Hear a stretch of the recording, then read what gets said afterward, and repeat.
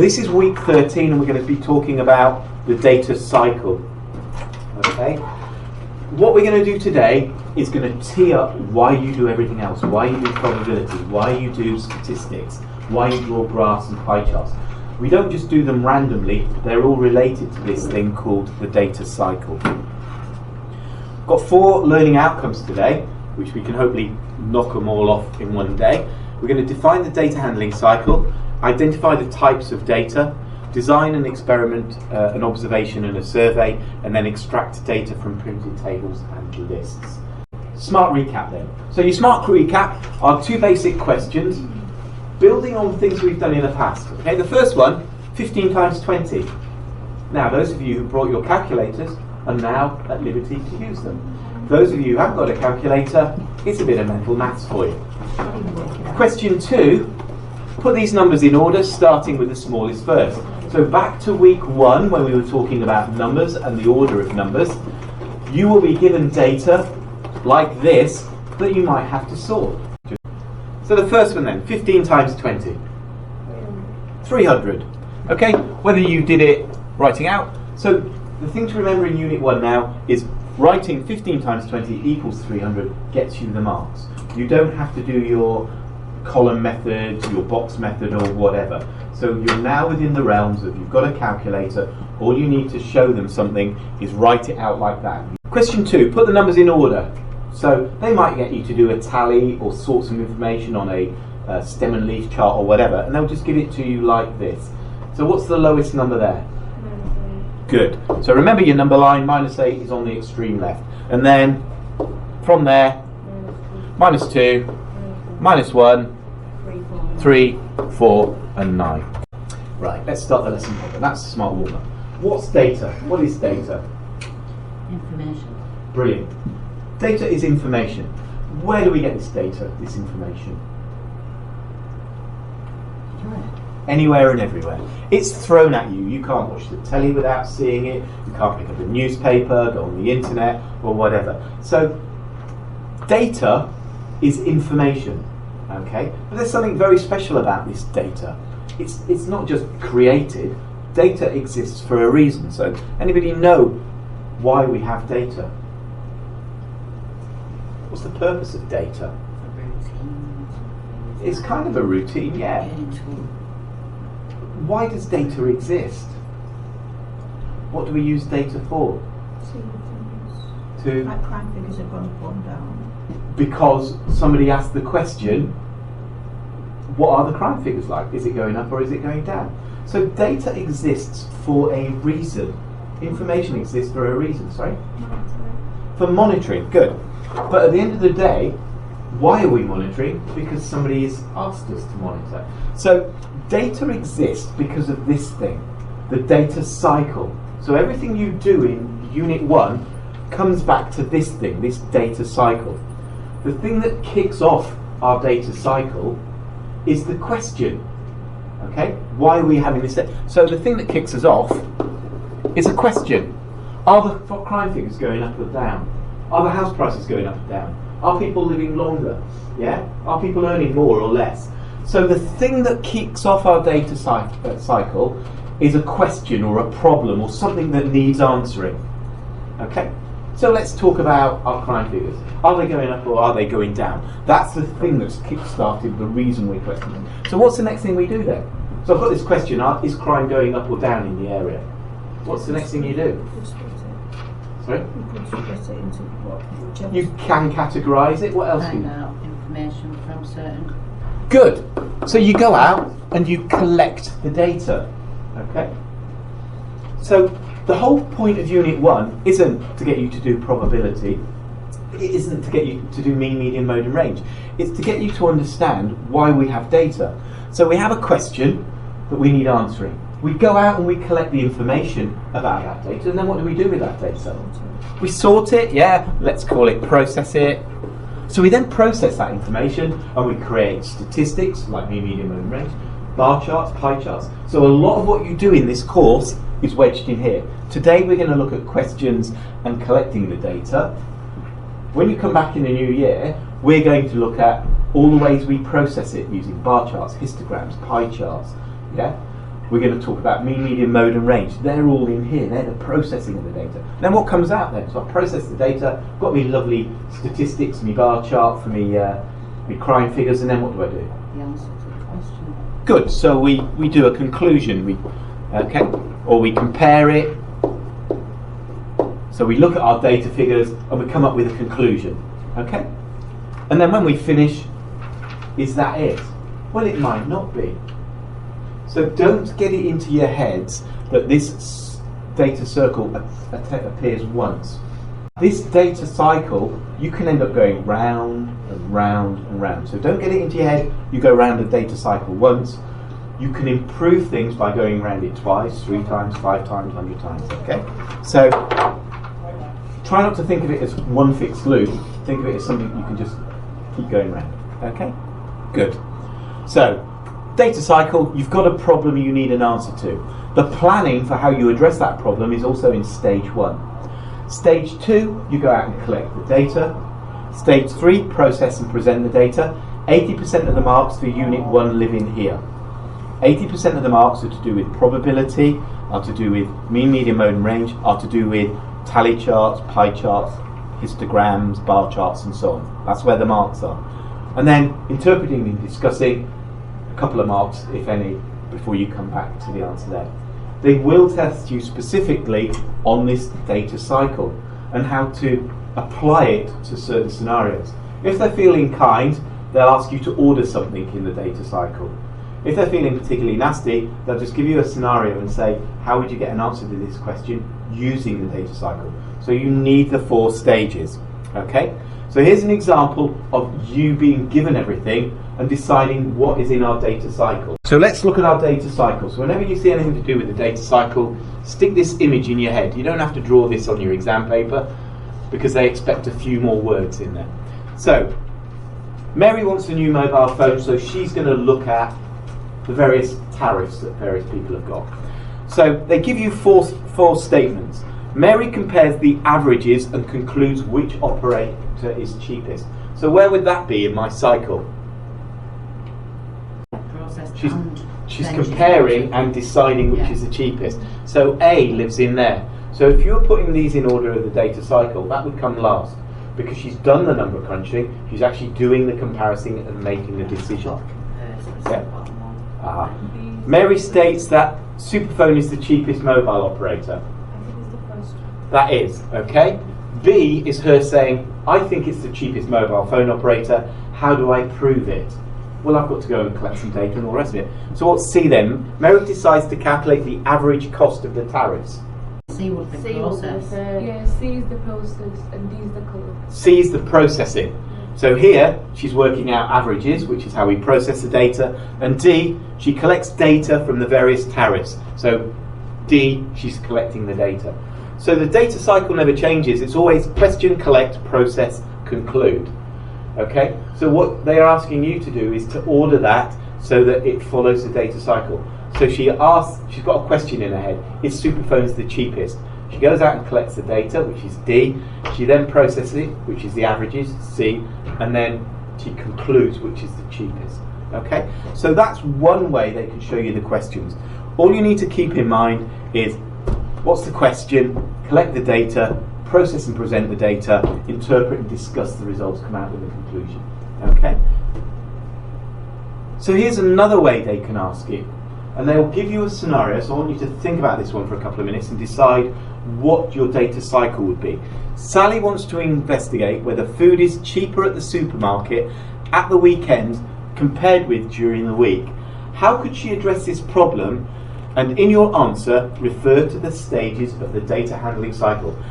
So, talking in terms of our data cycle, what's the first thing we need to say? Yeah, so what's her question? Sally wants to investigate. Is food cheaper at weekends or during the week? Okay, so how's she going to do that then? Information from 2 weeks and a weekend. Yeah, and what sort of things does she have to consider? Buy the same things. Good. Like the Same products. Yeah. Yeah? Just on different days, because that's what she's comparing, like with like. Okay? What's the next stage? Process. Compare them, yeah, so process them. work Bar out what is, chart. bar chart, Uh-huh. histogram, whatever you want, and then conclude Which is the cheapest? which is the cheapest. Okay, and then she goes round and answers her own question. Now, what if she doesn't get the right answer? What could she do? Again. Go again by doing what? What would she have to do?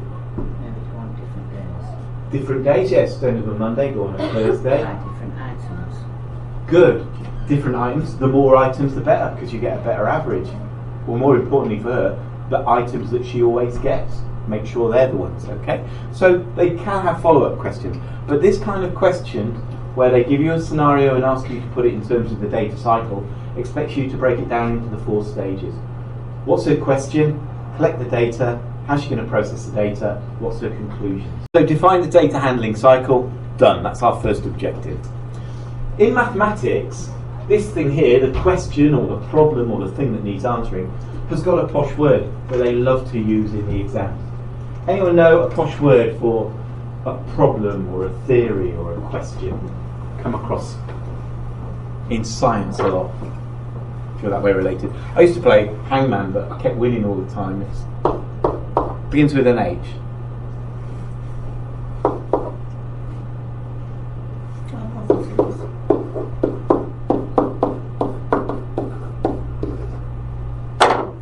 Okay? Hypothesis. That is a posh word for this thing, the question. Okay, what am I trying to prove?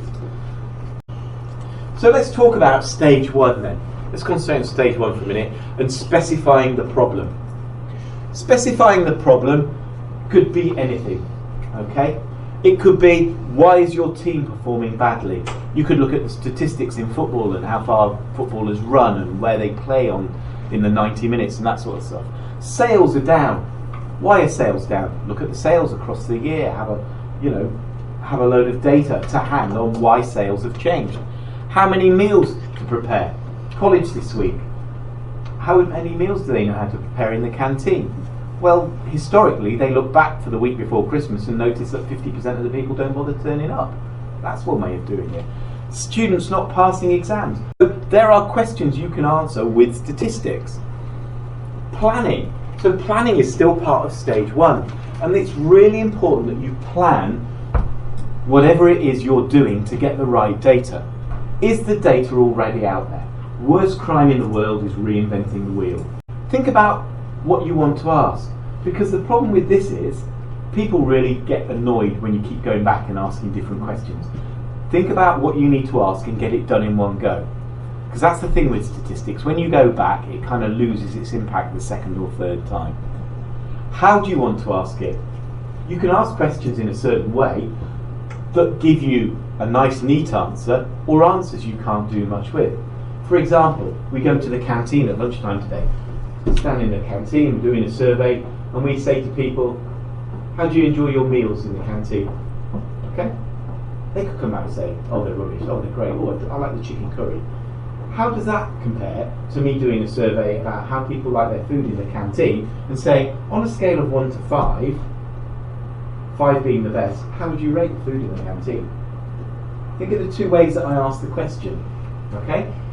One question, I've got all these words I need to deal with that I can't do much with mathematically. The second way I proposed it, I've just got a load of 1s, 2s, 3s, 4s and 5s to process that I can do with something mathematically. Who and how many people you're going to ask. So if I went to the canteen with my how do you like the food survey and asked 5 people, is that a good survey? No. No. People are being like, there's not enough of an average. Good, not in a big enough sample. We call it a sample when we're collecting the data. So we haven't got enough people to give us the information.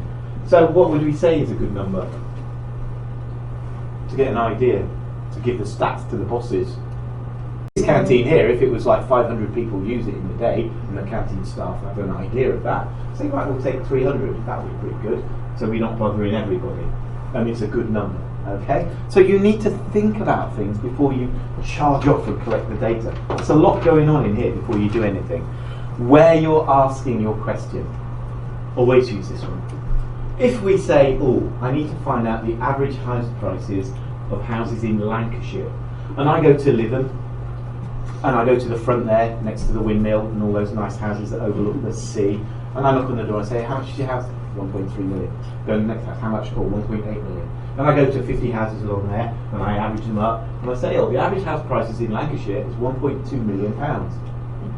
You've only gone to one part of Lancashire. Correct. It's not representative. So this where is really, really important. Yeah? And you'll see that later on when we look at some other scenarios. So all these things need to be considered in stage one. Because at stage one it's very easy to do this. What's data bias? What's bias? Becoming like one-sided. Ah, brilliant. Yeah? It's something that affects or distorts your information.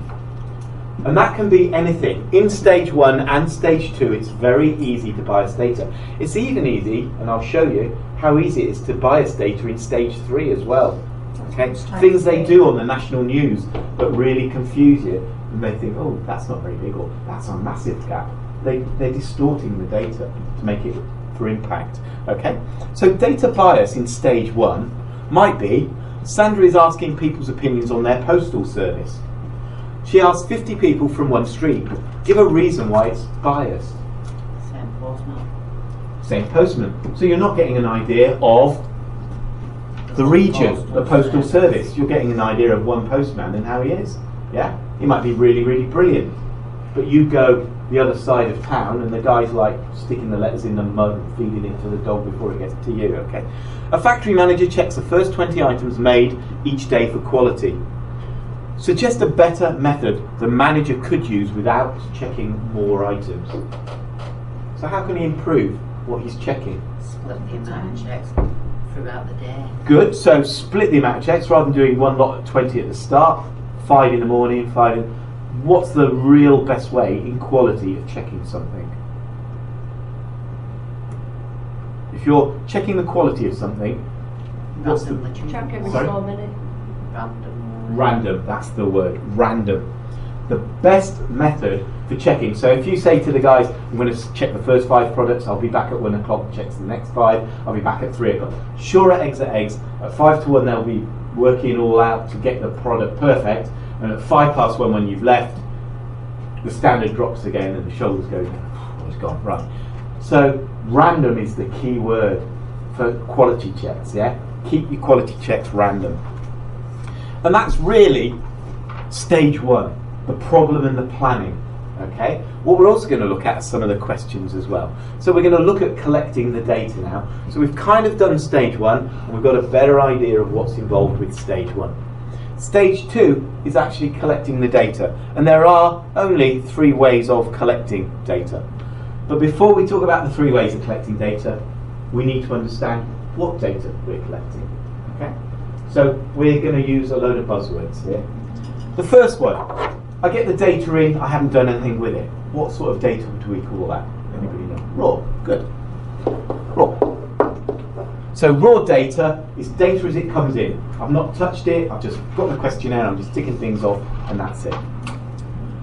Data can be, where do we get the data? So this is to do with where we get the data. Where can we get data from? Yeah, so where? What sort of places? Sorry? Yeah, we can get numbers and stuff. But where do you get the data? Sorry? Research. Anyway, newspapers, whatever. Okay? Where you get the data is quite important. What's the difference between getting it from a newspaper or the internet and me standing in a canteen and getting it? 1 second. Good.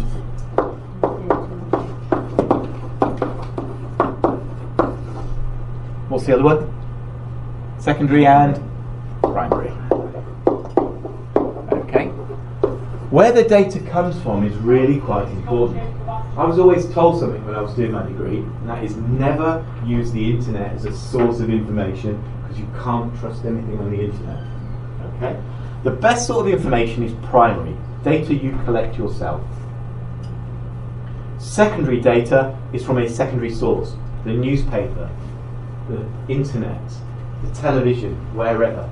Okay? So primary and secondary. So primary you've collected, secondary comes from another source, television, internet, or wherever.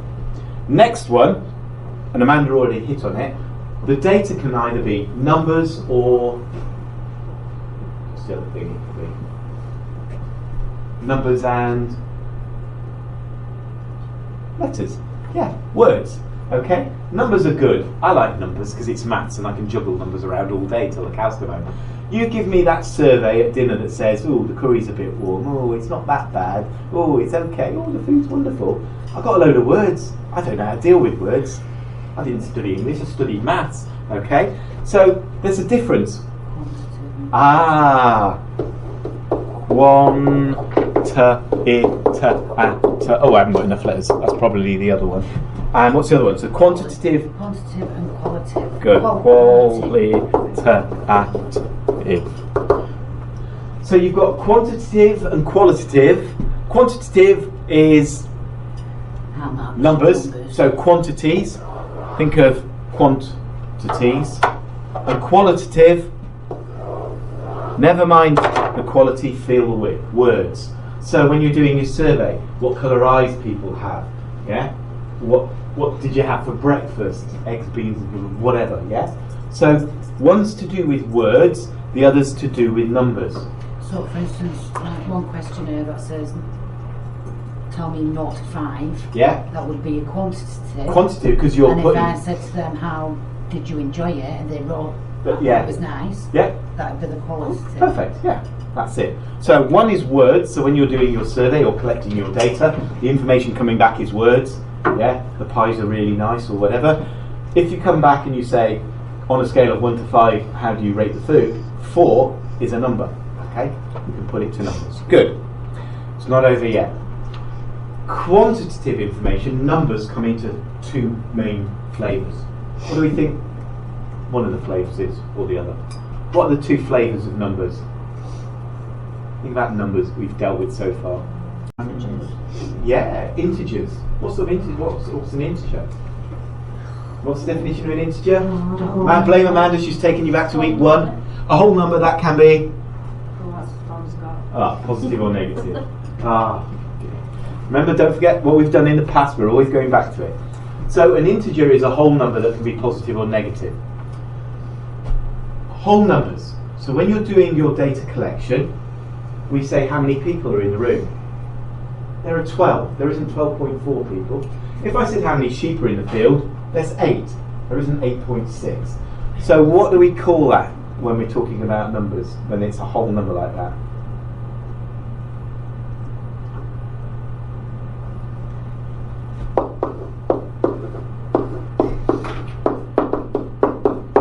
Discrete. I'm going to guess that one. A discrete number, okay, it's this number or nothing. So sheep's in a field, people in a classroom or whatever. So it's another buzzword you've got to get in your head for this unit. Discrete. So if discrete is a set number, what do you think the other one is?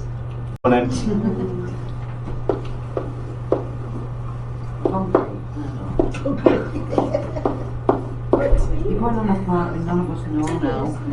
Never heard of this. A continuous number. So discrete is how many people in a room. What do we think continuous numbers are? What in the real world changes all the time? Time. Brilliant. One example of continuous data is time. So if I say somebody came in 3 minutes late, were they really 3 minutes late? They weren't. They were 3 minutes, 23 seconds, 0.876432. The only way we measure time is with whatever instrument we're given. So time is a continuous piece of information that we chop off to suit ourselves. What are other continuous bits of information then? Think of things that are always go on, but because of the way we measure them, means we have to chop them off. Temperature. Brilliant. Temperature. Yeah? When we measure temperature, and I was driving in today, my car gauge said 11 degrees on the thermostat. Is it really 11 degrees? Oh, it could be 11. 11.107638. My car's truncated it because the temperature goes on forever. It's a continuous bit of information. Sort of 2 more. rounding it, isn't it, really? Sorry? Sort of rounding it. Correct. So what other things do we round? Yeah. What else do we round? So we round time, we round temperature. Weight. Brilliant. Weight. Yeah? I get on the scales this morning and it says 82 kilograms. Am I really 82 kilograms? the scale cuts it back. I'm 82.178643. It goes on forever, weight. And the last one, if you got weight, you must get height. Let's call it length, just for the sake of it. Length, height, same thing. So when you measure something, you know, the length of a pen, is it really 7.6 centimetres? Well, that's restricted by your ruler. In theory, the length of this is 7.68543287, and it goes on forever. Depending on what I'm measuring it with, depends on what I cut it off with. So when we talk about continuous data over the next month or so, we're talking about time, temperature, weight, and length. Okay? So keep those in your head, and they will ask you questions on continuous data and discrete data. Okay? You happy with that? The final bit is a no-brainer. Information can come to you as grouped data or ungrouped. And we'll look at that a bit later. Okay? So when we're doing our questionnaire, we can either ask people for their ages and have a list of 1 to 99, or we can say, are you between 1 and 10, 11 and 20, 21 and 30, because it helps us collect the data quicker. So, we've talked about raw data, data as it comes in, untouched, unprocessed. Primary data, data I collect. Secondary data from another source. Quantitative, quantities, numbers. Qualitative, all that touchy-feely rubbish, all those words. Quantitative, only quantitative, splits into discrete or continuous. Discrete, how many people in the room, how many sheep in the field. Continuous, time, temperature, length and weight. Grouped or ungrouped, we'll have a look at in a minute. Okay. Raw data, if you had a spreadsheet, it's just as it comes in, not sorted. In the exam, how do they put raw data across to you? They put it across as these kind of lists of numbers. So in question 11 in an exam says the length of stays in a car park is monitored. The times to the nearest minute of how long they stayed is, for the first 27 cars, are these. So this is their way in the exam of giving you raw data. I've not given you the rest of the question because I haven't shown you how to do the rest. It could go on and say, put it in a tally, draw a bar chart, group the data. It could ask you to do lots and lots of things. But as far as you're concerned, in an exam, you see these lists of numbers, they're giving you raw data. In other words, as it comes in.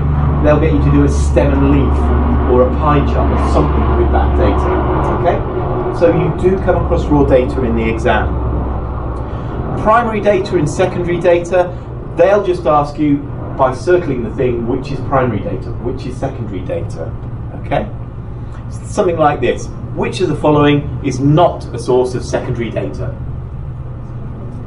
The experiment, yeah? Because that's secondary, and that's secondary. Experiment is something that you do to prove something, okay? Quantitative or qualitative, okay, again, they might ask you to circle something. And I'll give you an example question in a minute. Discrete is something exact, like scoring a goal in football. Man United did not score 2.3 goals against Manchester City last week. It's either a goal or it isn't, okay? Continuous data are those 4 that we talked about. And it's important you get them into your head. Time, temperature, length and weight. So, the sorts of questions they can ask you about types of data. Which of the following are continuous? Are lengths continuous? Sheep, weight, and time. Okay? And these are the sort of questions they'll ask you. 1 markers, do you understand the definitions?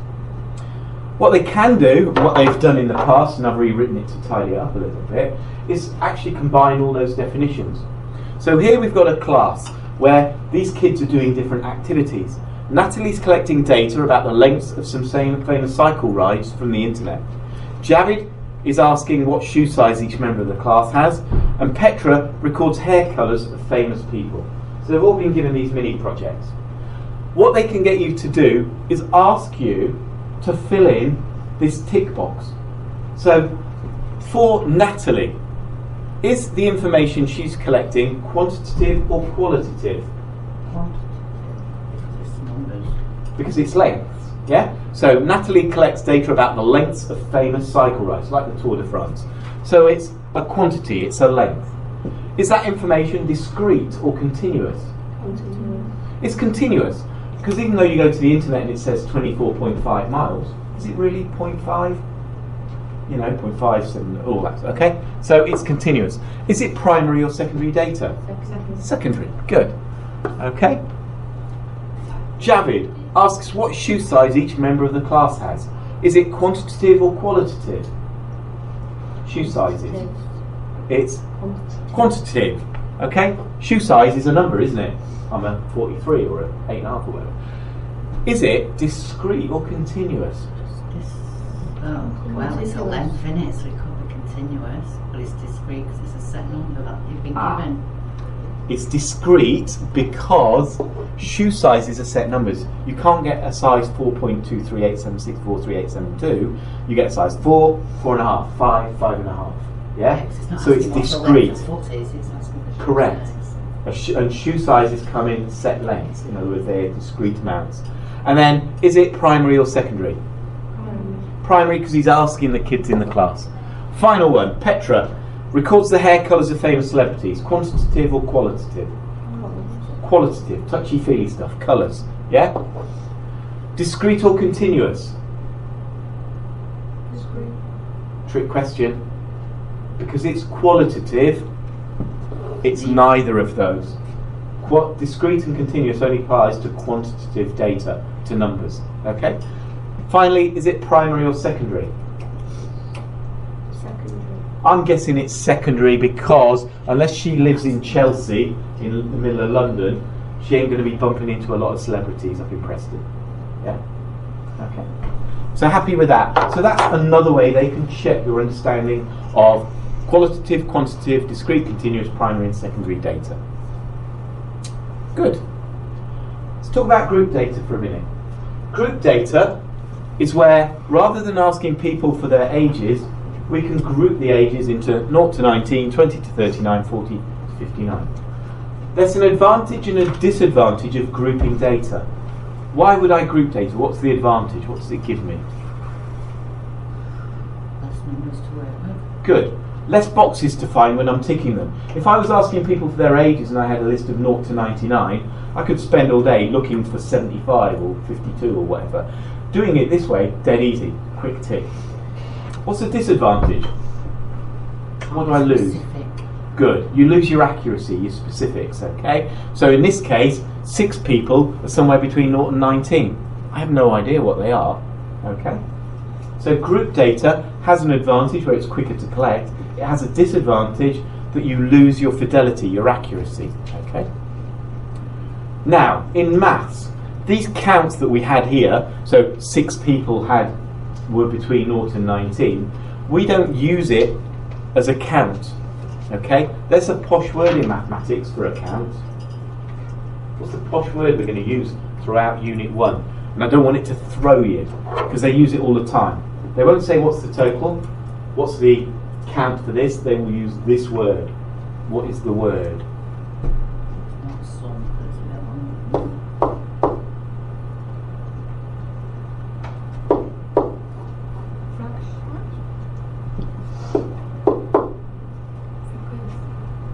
Frequency. Okay, today's all about words. The buzzword frequency means a count or a total. So when they're saying how many people are aged between 0 and 19, the frequency is 6. You know on that last slide when we were looking at them? So it's a posh word for the count.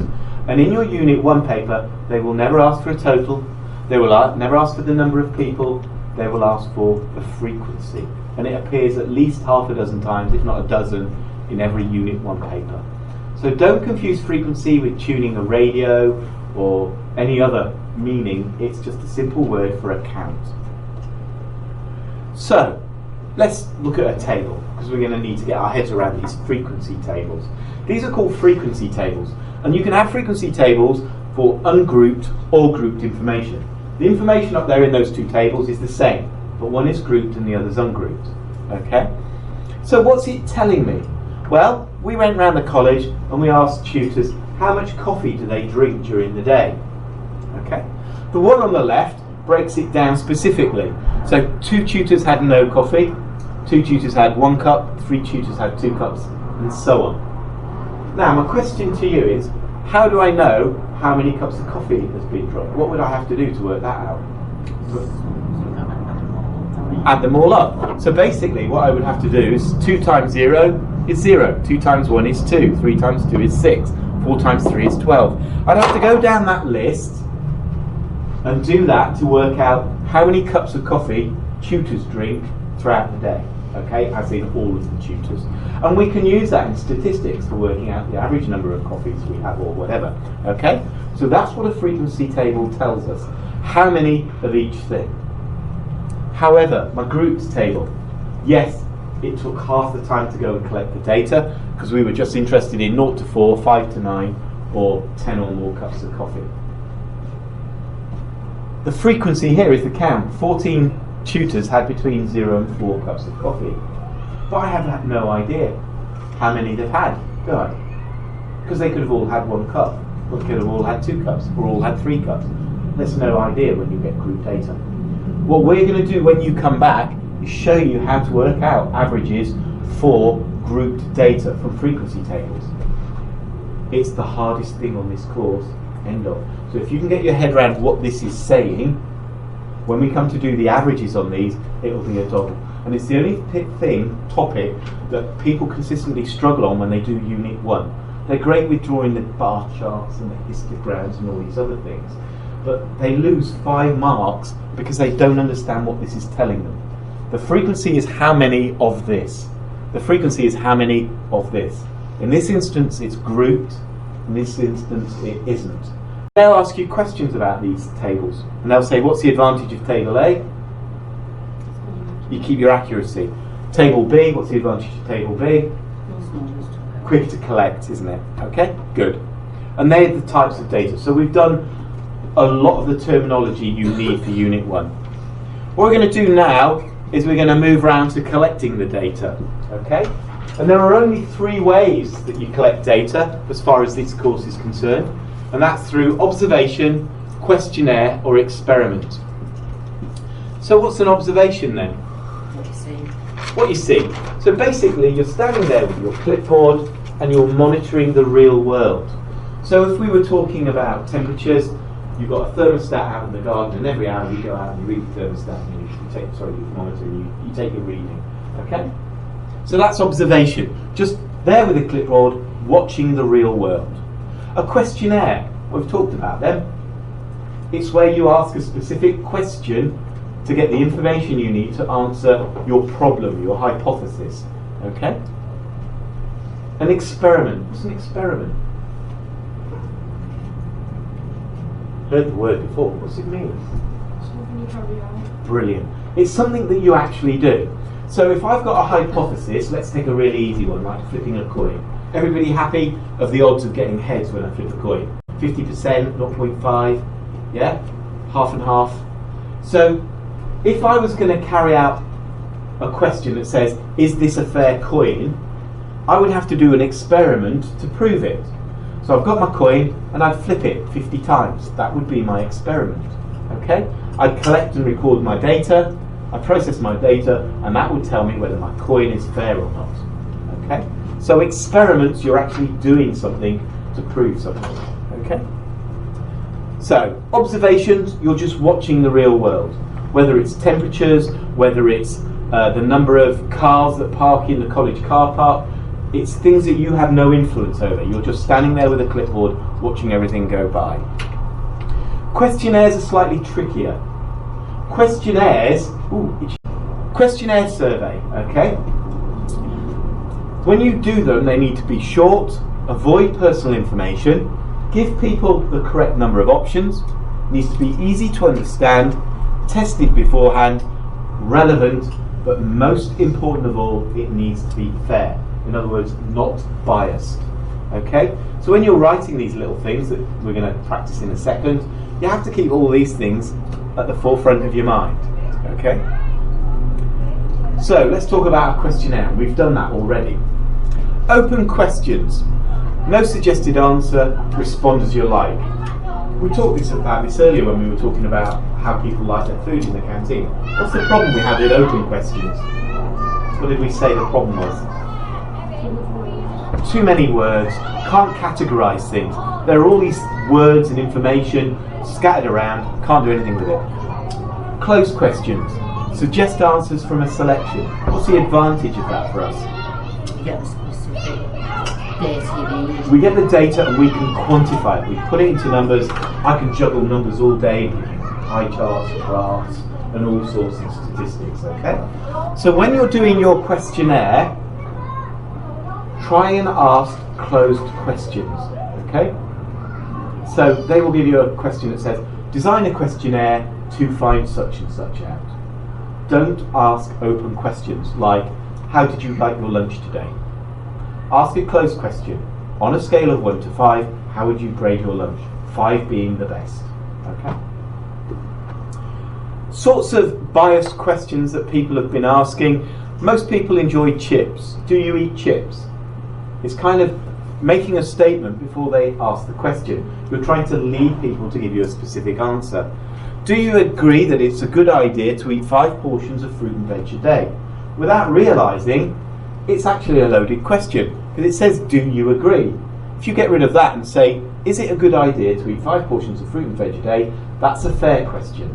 By putting something in front of it, you're leading people into answers. Making them think that do you agree? Correct. You've already said it's a good thing. You're putting the seed in their head, and a lot of people are easily. Swimming is fun for most people. Do you enjoy swimming? Well, there's no need to say that. Why don't you just say to people, do you enjoy swimming? Okay? So watch out for biased questions. We'll save the Santa survey for later. So, the sort of questions you get in an exam. The college wants to find out how many students buy their lunch in the canteen. Use the scenario on the planned questions and design a questionnaire. So if we look at our data cycle, what do I need to consider before I actually go out and collect my information? So I want to find out how many students have their lunch in the canteen. What things do I need to consider before I go out and collect this information? Which canteen you use, downstairs or upstairs? So which canteen, but you were just about to say where. Yeah. That's more important. Why is where important with this? Find how many students buy their lunch at the canteen. If I'm at the canteen and doing this, what am I going to get?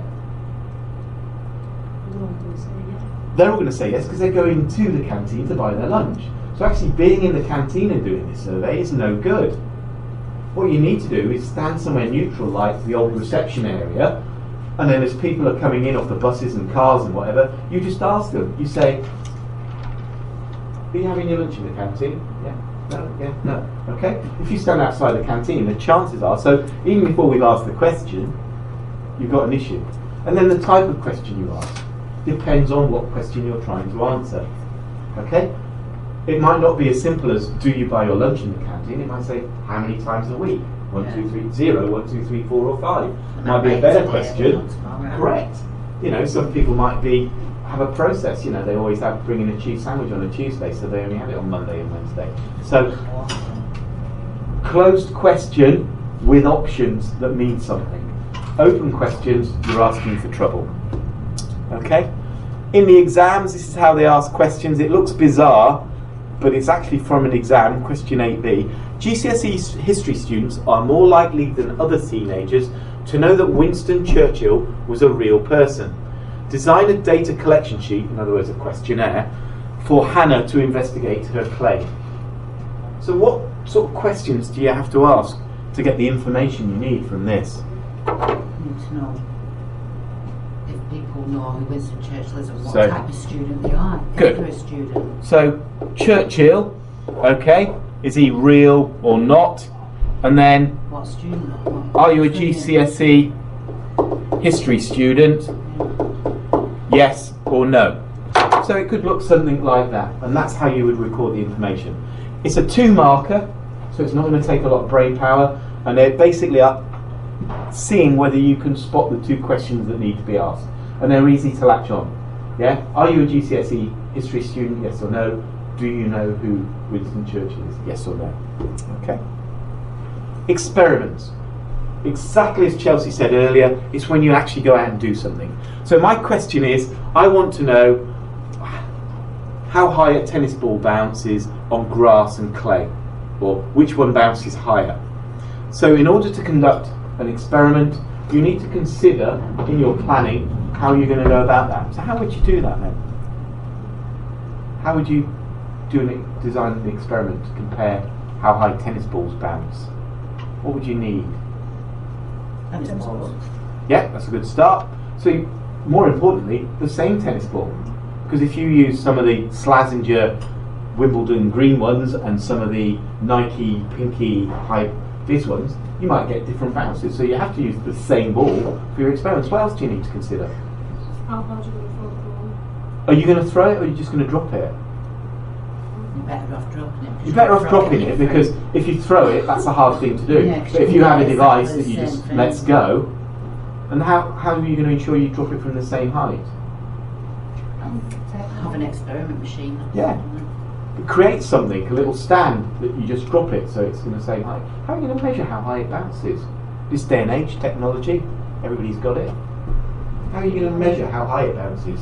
Video it. Sorry? You could video it. Brilliant, video. So if you have behind it a little ruler and you bounce it by monitoring the video, when it bounces up, pause the video and you can read behind the ball how high Then it's you've got bouncing. to pause it on exactly the right thing. Really. Correct. Yeah. So video software that I use for your videos, you just look at the ball bounce, up, and as soon as it starts coming down, you go back to the one that's the highest frame. Okay?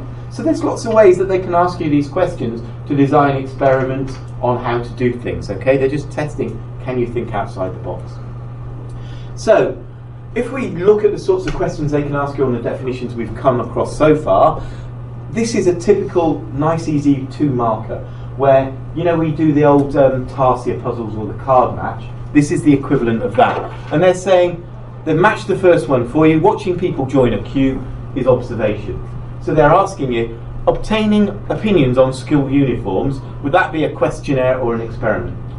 Questionnaire. And then finally, collect data on a heart rate after exercise.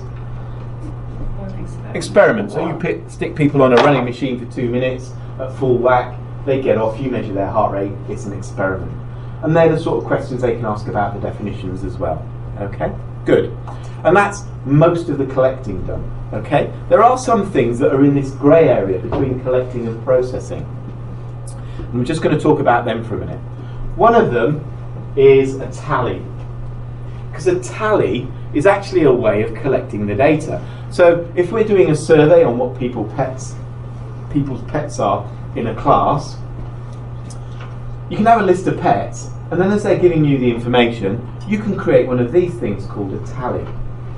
What do we notice about the tally? What does it do with the information? Put them in box of 5. Excellent. And your bonus point, what is that called? I do that all the time. I don't know what it's called. It's called a 5-bar gate, because it looks like a gate. Okay.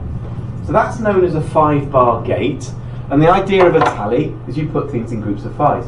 And while you're collecting the data at stage 2, you're actually getting an idea of people's favourite pets, even before you've added anything up. Because visually, you can see the results as they're coming in. So a tally is a really, really good display for not just collecting data, but getting for a real-life update on the totals. Yeah. And when you finish your survey, what do? We don't put a total in, we put the frequencies in. In other words, 12 people had dogs, 7 people had cats. Remember what frequency means. Okay? So, when we're organising our data, so we're collecting it here in certain ways, we are now starting to order it before we process it. Okay? You can start off with tables of information. I think it's just skipped one, hasn't it? Okay? So here, we have something called an ordered list. So you can rearrange these into whichever order you want. They can't get you to do this in the exam, it would take you all day. This is kind of spreadsheets doing the ordering. Okay? So in this case, they're ordered in height. But at the press of a button on a computer, you can actually change the order and put it in order of age. They're not likely to ask you information on a big list like this to order it. What they're going to do is ask you to look data up.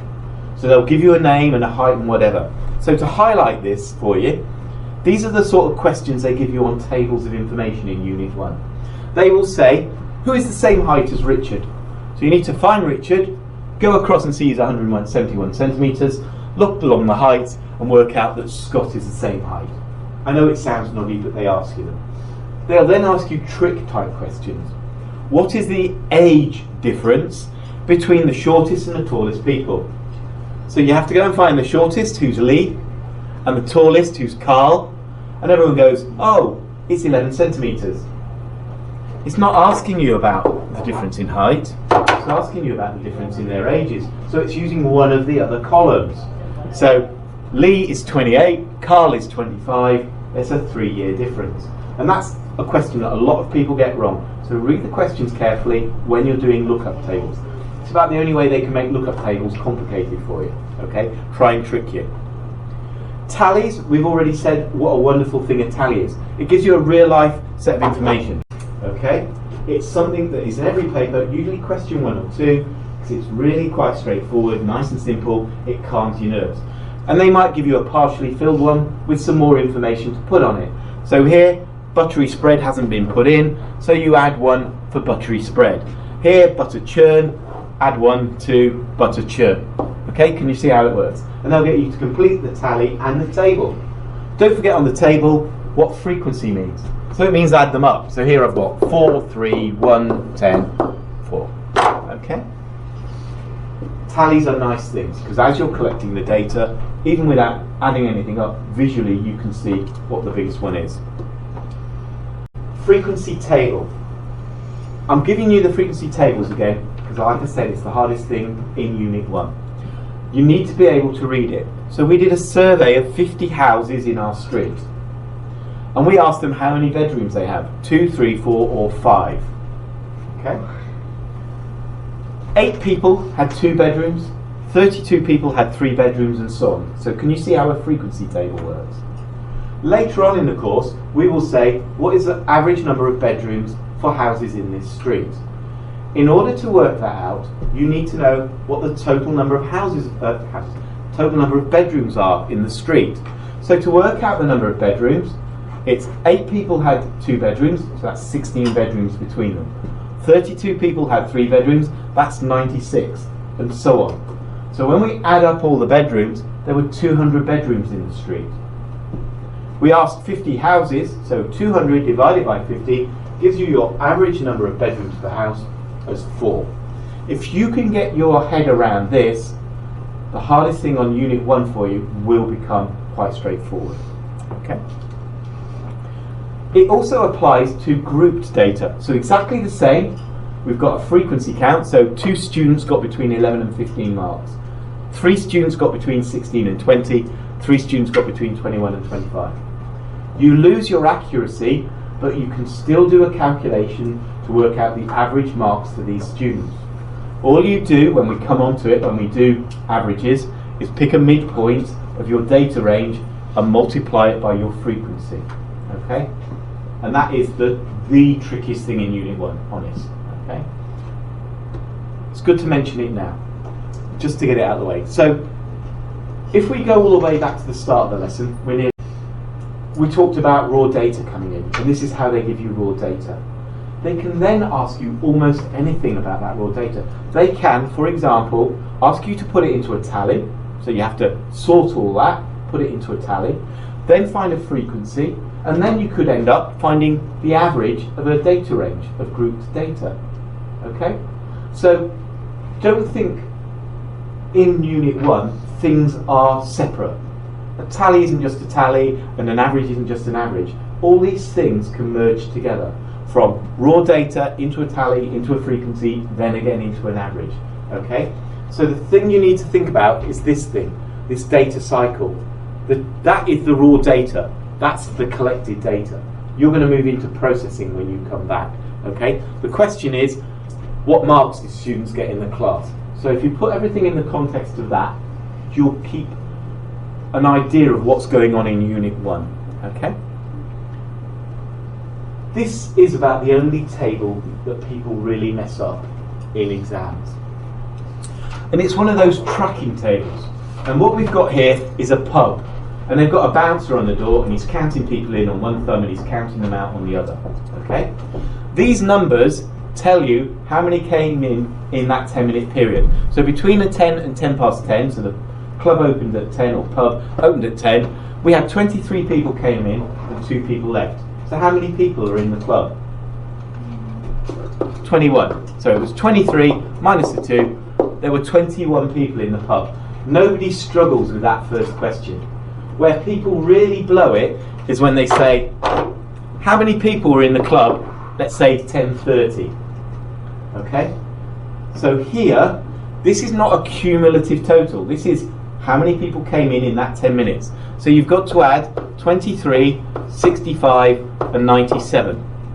Okay? So that is 585. Okay? You'll do it on a calculator. Don't do this in your heads in the exam. Then you've got to work out, so that's how many people came in, how many people left. 21, 2 and 3. That's exactly 30. So at 10:30 in the evening, in that pub, there were 155 people in the pub. Okay? Does that make sense? And these are about the only things. So it's like they can give it to you in cars in a car park. You know, Joe Bloggs is monitoring every half hour how many cars are coming in and leaving. How many cars are there at 12 o'clock? That kind of stuff. So just remember how these tables work. Okay? Two-way tables contain 2 sets of information. Basically, it's asking where people go on holiday, France or Spain, and how they had their holiday, either self-catering or full board. What they'll get you to do is fill in the blanks. If they're being kind, you just fill in the totals and you put 50 down here. So it's that added to that. If they're feeling particularly nasty, they'll hide certain things and give you totals and you have to work backwards. In other words, 50 minus the 34, you can calculate it's the 16. They're not particularly difficult, they just give it to you, just to make sure you understand how they work. Here in an exam, question 3 in an exam, has kind of a two-way table. The number of people that come in for lunch and dinner with the total, and then the various days of the week. So in theory it's a two-way table. It's the days of the week against the meals people eat. It says how many more customers in total were there on a Friday than a Thursday. So if you look at the Friday, you've got 120. You look at the Thursday, you've got 97. So you know that you've got 23 difference. Okay? And they will ask you nice, straightforward. It's question 3. It's early on. This is the kind of question you get early on in this exam. That's straightforward. Just make sure you know how to read information from tables. And that's the collecting side of it done. Okay? So what we've done today, and I know I've done all of the talking, is because it's all about the words and understanding the data cycle. Okay? You need to understand it goes from question to collect, which is what we've done today, to process, which is what we're going to do when you come back, to conclusion or comparing or whatever. Okay? So today was all about stage 1 and stage 2. All those buzzwords, all that information.